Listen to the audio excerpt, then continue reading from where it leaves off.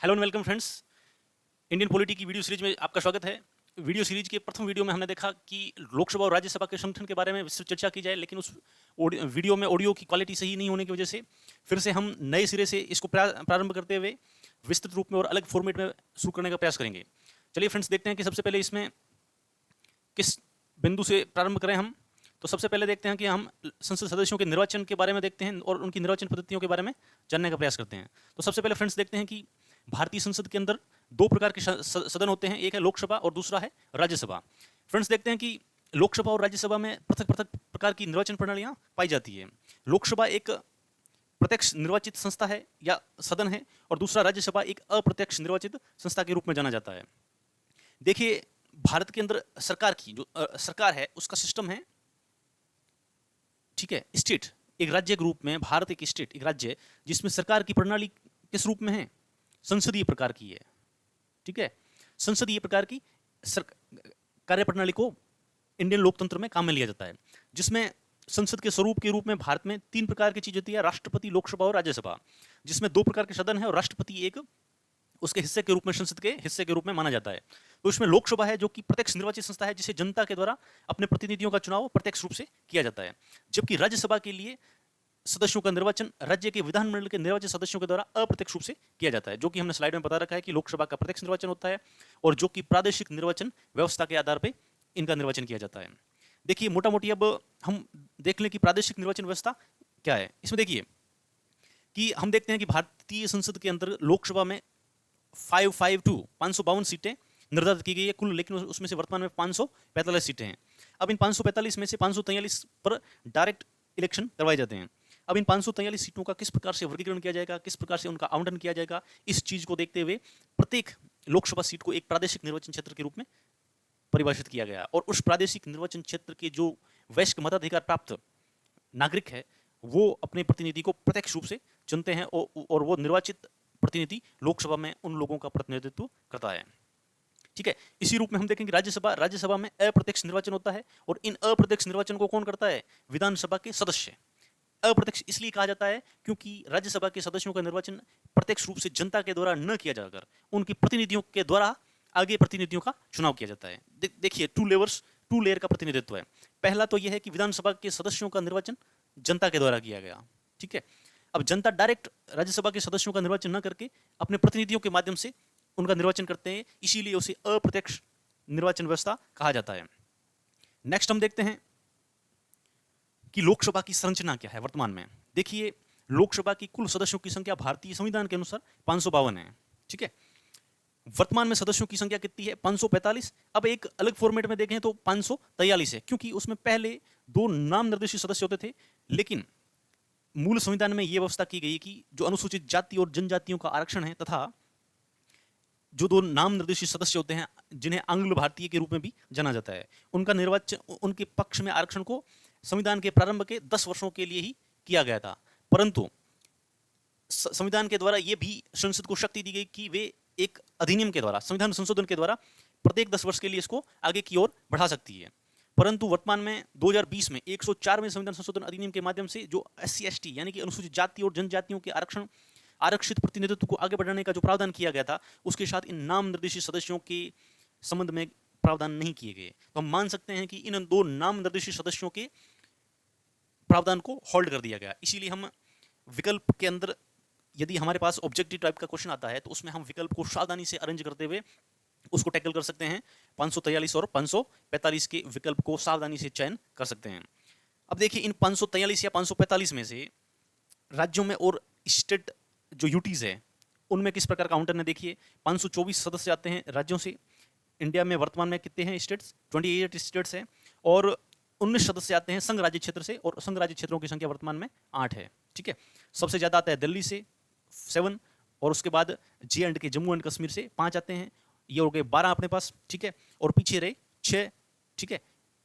दादर नगर और दमन दीव, इन दोनों से एक एक अलग अलग था, लेकिन इनके मर्जर के बाद में वहां से भी 2 सदस्य हो गए हैं। तो इस प्रकार से हो गया 7, 5, 12 और 2, 14 और पीछे बचे अपने पास 5 यूटीज और इनके 5 हो गए। तो इस प्रकार कुल मिला के 19 प्रतिनिधि आते हैं संघ राज्य क्षेत्र से।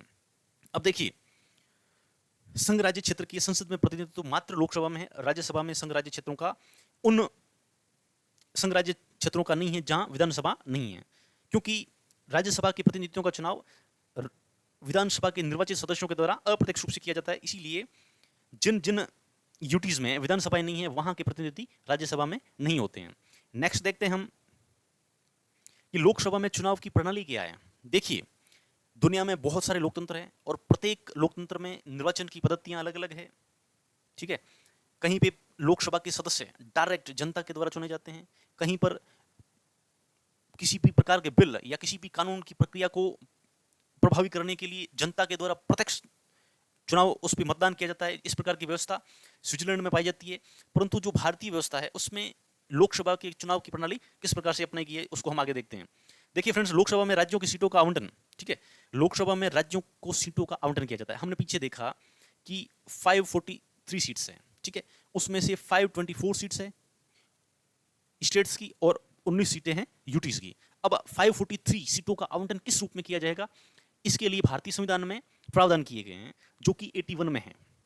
ठीक है, 81 में सीटों का प्रावधान किया गया है, जिसमें हम देखते हैं कि लोकसभा के लिए राज्यों की सीटों का आवंटन राज्यों की जनसंख्या के आधार पर ऐसे तरीके से कि सभी राज्यों में जनसंख्या का अनुपात, ठीक है, लोकसभा में राज्यों को सीटों का आवंटन इस रूप में किया जाएगा कि सभी राज्यों में जनसंख्या का अनुपात यथासाध्य एक ही हो। ठीक है, यथासाध्य एक ही हो।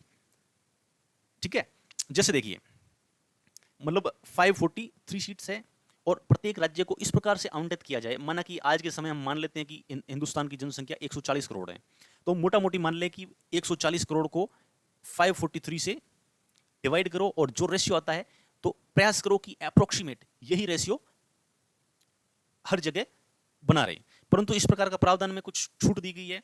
60 लाख से कम जनसंख्या वाले राज्यों के लिए यह प्रावधान लागू नहीं होता है, क्योंकि भारत एक विविधताओं से भरा देश है और यहाँ पे जैसे नॉर्थ ईस्ट में देखें या अलग राज्य जहाँ पे भाषा इत्यादि विवादों को देखते हुए राज्यों का पुनर्गठन किया गया, तो वहाँ की जनसंख्याएं बहुत कम हैं और उनका उचित प्रतिनिधित्व प्रदान करने के लिए इस प्रकार के प्रावधान किए गए हैं कि 60 लाख से कम जनसंख्या के लिए भी कुछ सीटों का रिजर्वेशन वहाँ हो सके और राज्यों को सीटों का आवंटन किया जा सके। इस प्रावधान का उद्देश्य यही है कि प्रत्येक राज्य में जनसंख्या का यथासाध्य अनुपात एक रहे। प्रावधान इसलिए किया गया है क्योंकि राज्यों के बीच प्रतिनिधित्व में एक रूपता रहे। ठीक है, प्रत्येक नागरिक का प्रतिनिधित्व समान अनुपात में रहे। इसी पहलू को देखते हुए प्रत्येक राज्य को आवंटित सीटों का अनुसरण में प्रादेशिक निर्वाचन क्षेत्रों में ऐसी रीति से किया जाए कि प्रत्येक निर्वाचन क्षेत्र के लिए जनसंख्या का अनुपात यथासाध्य राज्य में एक ही हो और राज्य की प्रादेशिक निर्वाचन क्षेत्रों में प्रतिनिधित्व में एक रूपता हो। जैसे हम मान सकते हैं कि किसी एक स्टेट है, उसकी जनसंख्या माना कि 1 करोड़ है। ठीक है, 1 करोड़ उसकी जनसंख्या है और उस स्टेट को 10 सीटों का आवंटन किया गया है। तो मोटा मोटी यही रखें कि उसके 10 प्रादेशिक निर्वाचन क्षेत्र होंगे, क्योंकि 10 सीटें हैं तो वहां के 10 प्रादेशिक निर्वाचन क्षेत्र होंगे। अब 1 करोड़ जनसंख्या है और अपने को 10 सीटों में बांटना है, तो हम ये ध्यान रखेंगे कि प्रत्येक सीट के ऊपर जनसंख्या का लगभग 10 लाख का अनुपात बना रहे। ठीक है, इस प्रकार के करने का उद्देश्य यह है कि राज्य में, ठीक है, राज्य के भीतर निर्वाचन क्षेत्रों में प्रतिनिधित्व की एक रूपता हो। अब देखिए कितना बेस्ट तरीके से एक सिस्टम डेवलप किया गया है कि राज्यों के बीच भी प्रतिनिधित्व की एक रूपता रहे और राज्य के भीतर जो प्रादेशिक निर्वाचन क्षेत्र है उनमें उनके प्रतिनिधित्व का आवंटन किया जाए, उसमें भी एक रूपता कायम रहे। नेक्स्ट हम देखते हैं कि जनसंख्या के लिए कौन सी जनगणना प्रयुक्त की जाए। इसके लिए देखते हैं कि मूल संविधान में यह प्रावधान किया गया कि प्रत्येक जनगणना के बाद उन सीटों का पुनः समायोजन किया जाए, राज्यों के बीच सीटों का आवंटन दोबारा किया जाए। इस प्रकार के प्रावधान किए गए थे। ठीक है, और प्रादेशिक निर्वाचन क्षेत्रों का भी पुनर्संयोजन किया जा सके, इस प्रकार के संविधान में प्रावधान थी। और इसी के अनुसरण में संविधान ने भारतीय संसद को शक्ति दी और इसी शक्ति के अनुसरण में संसद के द्वारा परिसीमन आयोग का गठन किया गया और आज तक 4 बार परिसीमन आयोग का गठन किया गया। 1952, 1962, 1972 और 2002 में इस प्रकार के प्रावधान किए गए। अब देखते हैं कि यहाँ पे हमारे यहाँ पे जनगणना प्रत्येक 10 वर्ष के पश्चात होती है। 1951 में जनगणना हुई, उसके बाद पुनः समायोजन 1952 में हुआ। 1961 में जनगणना हुई, उसके बाद पुनः समायोजन 1962 में हुआ। 1971 में जनगणना हुई और इसके बाद पुनः समायोजन 1972 में हुआ। देखिए, लेकिन यहाँ पे एक विस्तृत गैप आ रहा है और देखते हैं कि 2002 में पुनः परिसीमन आयोग आ रहा है।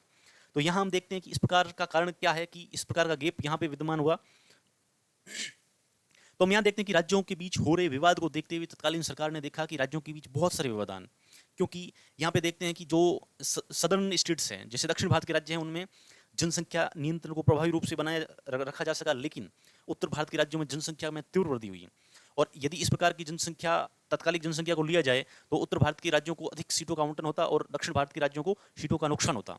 तो इसी विवाद को हटाने के लिए 42वें संविधान संशोधन के माध्यम से, जो कि 1976 में किया गया एक विस्तृत संविधान संशोधन था, इसमें यह प्रावधान किया गया कि जो परिसीमन आयोग है, यानी कि जो परिसीमन आयोग है जो जनगणना के आधार पर एक प्रकार का पुनर्संयोजन करता है, पुनर्समायोजन करता है, उसको सन 2000 तक के लिए स्थिर कर दिया गया। और उसमें प्रावधान किया गया कि 1971 की जनगणना के आधार पर किया गया समायोजन सन 2000 तक के लिए प्रभावी रहेगा। इसमें यह प्रावधान किया गया कि प्रादेशिक तथा राज्यों के बीच सीटों को दोनों प्रकार का आवंटन 1971 की जनगणना के आधार पर होगा और सन 2000 तक स्थिर रहेगा। लेकिन सन 2000 में आते आते देखा गया कि 84वें संविधान संशोधन अधिनियम के माध्यम से उक्त प्रावधान को आगामी 25 वर्षों के लिए 2026 तक के लिए बढ़ा दिया गया। अब क्या किया, जो 42वें संविधान संशोधन अधिनियम के माध्यम से सन 2000 तक के लिए बढ़ाया गया था, उसे सन 2001 में 84वें संविधान संशोधन अधिनियम के माध्यम से 25 वर्षों के लिए यानी कि 2026 तक के लिए बढ़ा दिया गया। लेकिन इसमें एक छूट दी गई। यहाँ देखिए कि राज्यों के बीच में सीटों का आवंटन में किसी भी प्रकार का परिवर्तन नहीं होगा। इसमें स्पष्ट कर दिया गया कि 1971 की जनगणना के आधार पर ही होगा, और जो कि आज की तिथि में भी विद्यमान है। यानी कि आज की तिथि में भी यदि राज्य के बीच सीटों का आवंटन है वो 1971 की जनगणना के आधार पर किया गया है। लेकिन अब इसमें एक छूट दी गई और इसमें एक यह किया गया कि जो 84वें संविधान संशोधन अधिनियम था 2001 का, उसमें यह कहा गया कि राज्यों के प्रादेशिक निर्वाचन क्षेत्रों का पुनर्समायोजन 1991 की जनसंख्या के आधार पे किया जा सकता है। ठीक है, 1991 की जनसंख्या के आधार पे किया जा सकता है, क्योंकि 2001 में 84वें संविधान संशोधन किया गया था और उस समय 2001 की जनगणना के आंकड़े अंतिम रूप से प्रकाशित नहीं हो सके थे।